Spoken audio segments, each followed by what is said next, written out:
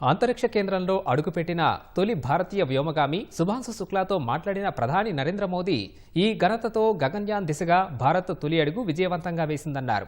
అంతరిక్షంలో త్రివర్ణ పతాకాన్ని ఎగరవేసిన శుభాంశుకు అభినందనలు తెలిపారు. శుభాంశు చేసిన సాహసం చాలా మహోన్నతమైందన్నారు. అతడు భూమికి మాత్రమే దూరంగా ఉన్నాడని, భారతీయుల హృదయాలకు కాదని ప్రధాని చెప్పారు.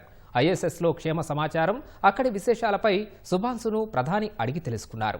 ఈ మేరకు ఐఎస్ఎస్లో సురక్షితంగా ఉన్నట్లు ప్రధానికి భారత వ్యోమగామి తెలిపారు. ఐఎస్ఎస్ చేరుకోవడంపై ఆనందం వ్యక్తం చేసిన శుభాంశు దేశానికి ప్రాతినిధ్యం వహించడం గర్వంగా ఉందన్నారు. ప్రధానితో మాట్లాడితే 140 మంది భారతీయులతో మాట్లాడినంత ధైర్యంగా ఉందని చెప్పారు. అంతరిక్షం నుంచి భూమి అద్భుతంగా కనిపిస్తుందని, ఈ ప్రయాణంలో చాలా నేర్చుకున్నానంటూ శుభాంశు తన అనుభవాలను పంచుకున్నారు. आज मातृभूमि से, भारत भूमि से सबसे दूर है, लेकिन भारतवासियों के दिलों के सबसे करीब है. आपके नाम में भी शुभ है और आपकी यात्रा नए युग का शुभ आरंभ भी है. इस समय बात हम दोनों कर रहे हैं, लेकिन मेरे साथ 140 करोड़ भारतवासियों की भावनाएं भी हैं. मेरी आवाज में सभी भारतीयों का उत्साह और उमंग शामिल है.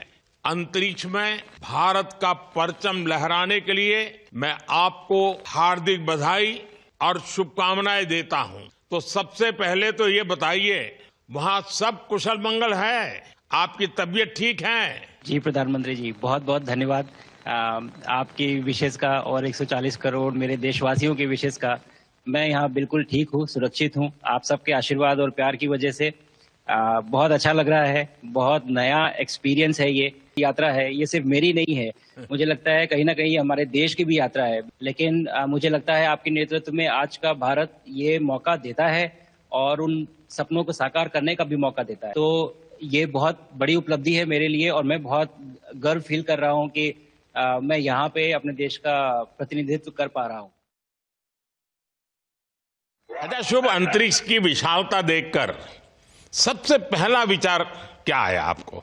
प्रधानमंत्री जी, जब पहली बार हम लोग ऑर्बिट में पहुंचे, अंतरिक्ष में पहुंचे, तो पहला जो व्यू था वो पृथ्वी का था.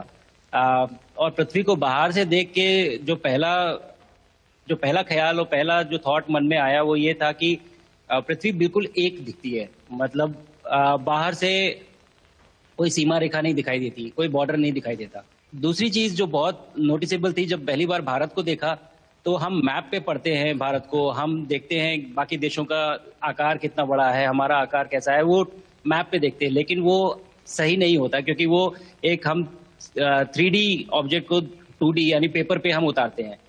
भारत सच में बहुत भव्य दिखता है, बहुत बड़ा दिखता है. जितना हम मैप पे देखते हैं उससे कहीं ज्यादा बड़ा.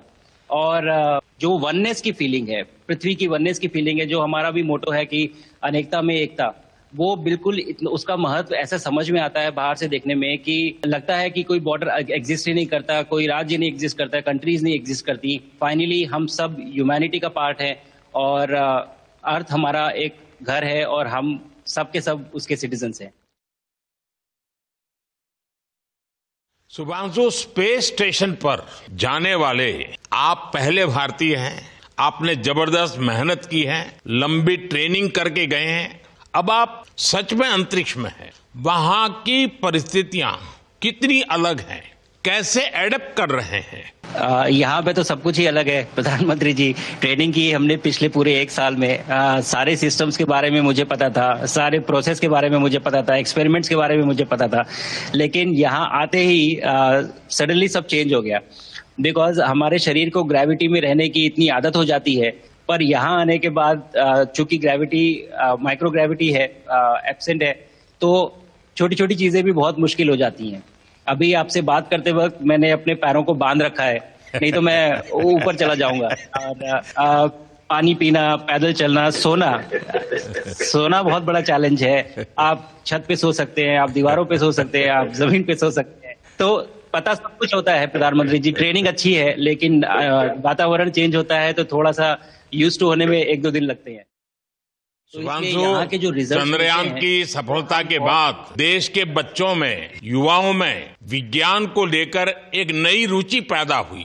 अंतरिक्ष को एक्सप्लोर करने का जज्बा बढ़ा। अब आपकी ये ऐतिहासिक यात्रा उस संकल्प को और मजबूती दे रही है। आज बच्चे सिर्फ आसमान नहीं देखते, वे यह सोचते हैं मैं भी वहां पहुंच सकता हूं। यही सोच, यही भावना हमारे भविष्य के स्पेस मिशंस की असली बुनियाद है। आप भारत की युवा पीढ़ी को क्या मैसेज देंगे?